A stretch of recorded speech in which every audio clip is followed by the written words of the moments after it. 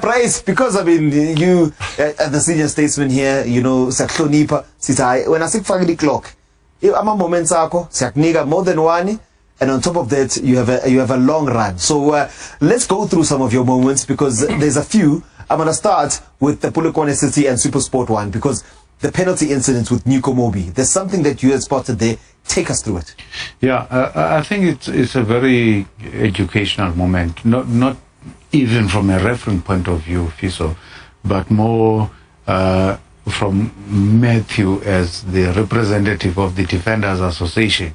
You know, when a defender shepherds an attacker like that outside the box, correctly so, and then just gets into desperation mode and brings down the player inside the penalty area. Look at that. That's tripping. You're tripping an opponent inside your penalty area.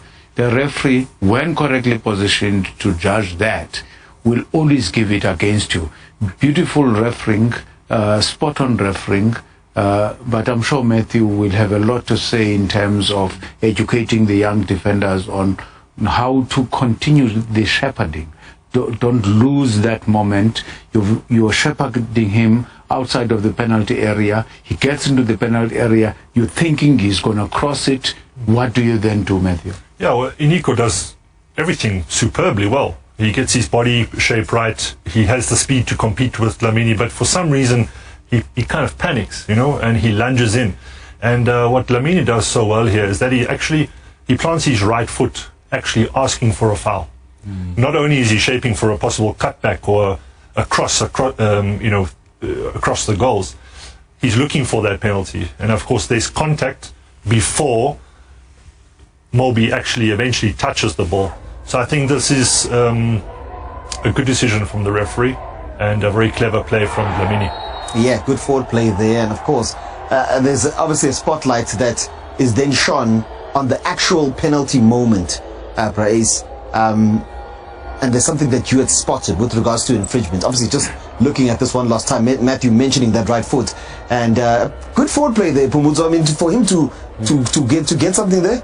I think it was smart from him, but one thing that I would say to any young defender watching: why don't you engage Dlamini as Moby outside the box, because you had an opportunity, ample opportunity, to then deal with Dlamini outside the box. You then wait for him to get into the box, then you commit the foul. You could have done it a little bit earlier, use your body to be able to get in between him and the ball, or make the tackle outside the box. You then shepherd him inside the box, then you make the tackle in the box. I thought it was not a great decision by Moby. Yeah, a difficult one. Bryce, you wanted to say something? And then, you know, lots of questions then get thrown to us to say, what happened to encroachment? Why is it that referees are no longer punishing encroachment? And we've got to educate the public there that even though at the moment the kick is taken, there is a teammate of the penalty taker who is way inside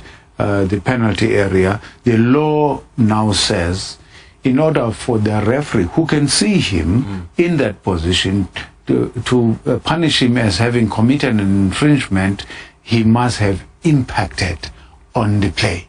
He must have had an impact on either the goalkeeper or any other opponent. And that's why the referee would then not punish that penalty taker or the player inside the penalty area during that. For example, if the goalkeeper saves it and Mapangule follows up and scores, then he is penalized. Correct, Matthew. If the goalkeeper then parries the ball back into play, and that player who encroached is the one that receives it, the referee will blow and say, you are gaining an advantage. So the modified law now does not say you encroach, retake. It waits for the goalkeeper to say, if he makes the save, then you punish encroachment.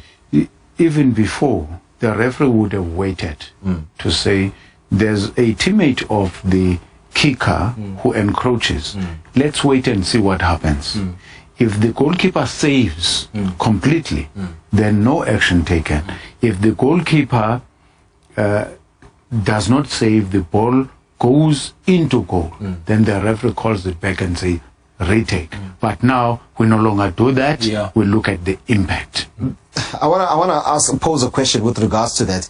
If that same attacker enters the box, doesn't necessarily attack or score the goal, but potentially blocks someone else from running into the box, does the same thing apply in terms of him affecting what is going on in that whole box? That's why we talk about impact. Did the encroaching player pose a negative impact on the defending team? Also, it's if not just the answer keeper, is it's the whole... Not just it's everything to do with the defending team. If you impact on their ability to defend, then the referee will punish you for that. Yeah, no. An educational moment, as Praisa did say, with regards to that particular moment, and we learn every week with regards to the beautiful game and the evolving rules. Now, Kaizer Chiefs played against Marumo Gallants, and there was a moment there that Praisa also spotted Daniel Msendani. Maybe you can just shed some light with regards to that, because it's a very interesting one, and again, I think you're going to educate us quite well. No, look, many people focused more on whether or not there was an offside before that ball went into goal. But more importantly for me, what I looked for was whether or not there was any infringement committed on an attacking player by the defending club prior to there being an offside situation. Because the referee would then look at that incident when an attacker is fouled by a defender before the ball goes into play and decides whether or not to blow for that infringement or allow play to continue, such that when it goes into goal, whatever infringement was committed against the attacking team would then be nullified. So for me, the focus is on the pushing or the holding or whatever usage of hands which led to the attacking player being on the ground. And if you look at it, there was a foul long before that ball went into goal, committed by the defending team. And we always say on this show that a foul committed like that by the defending team prior to the goal being scored will lead to the referee looking at an advantage situation. If the foul is committed by the attacking team, then the referee will take that into consideration and will pull the goal back by the tail. When you're looking at that moment, Brais, what I see is that there's Patucheza Nange that is in an offside position. Does he interfere with the goalkeeper's vision in terms of trying to save the ball? Because he runs across the ball. Then I see that Vuma's dive is delayed a little bit. Is it delayed by the player that is in an offside position? No, it's delayed by the fact that he had hoped that one of his teammates was attacking the ball. Not really because the striker was attacking the ball. Yeah. He delays that because he thinks that the defender is going to get the ball.